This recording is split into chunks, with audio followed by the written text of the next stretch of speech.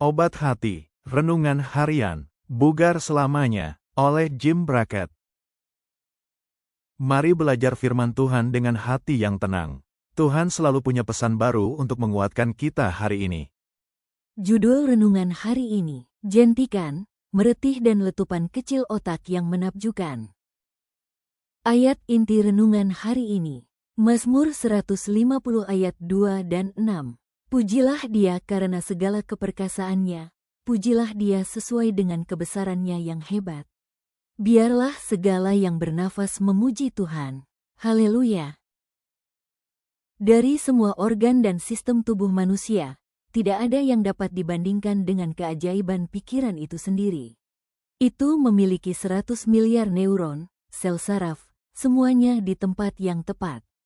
Bagaimana sinyal berpindah dari satu sel ke sel selanjutnya untuk mengambil keputusan dan emosi kita, sungguh berada di luar nalar.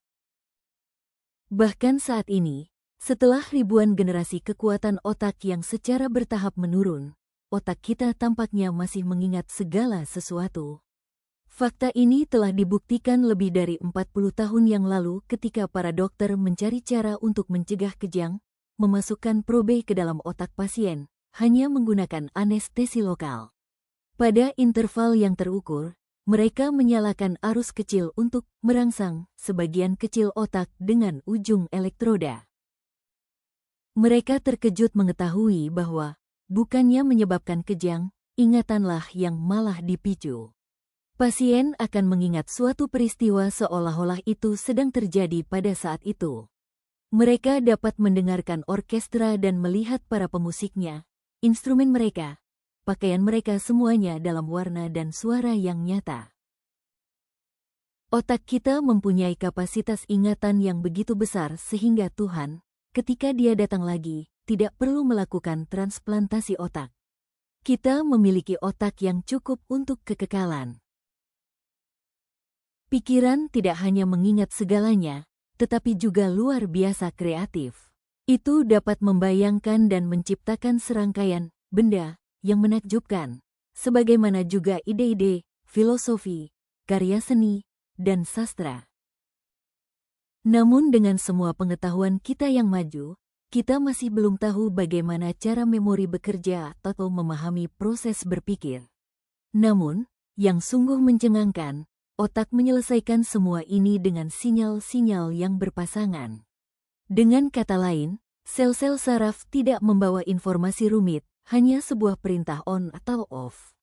Tidak ada sel di suatu tempat yang membawa sinyal yang artinya biru atau sel yang mengirimkan cinta.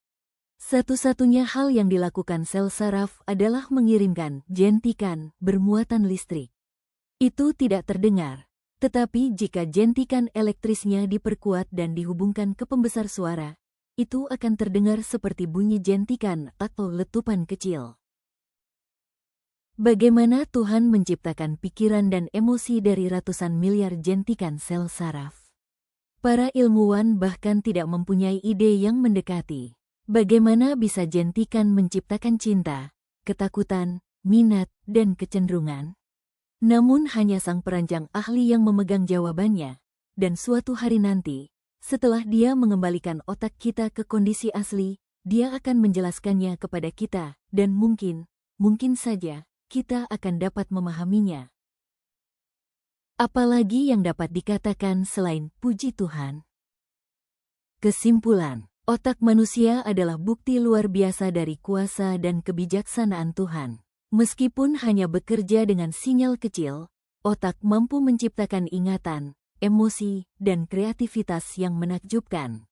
Segala keajaiban itu membawa kita untuk berkata, puji Tuhan. Doa hari ini, Tuhan, terima kasih untuk pikiran yang Engkau anugerahkan. Tolong aku memakai akal budiku untuk hal baik dan yang memuliakan nama-Mu. Amin.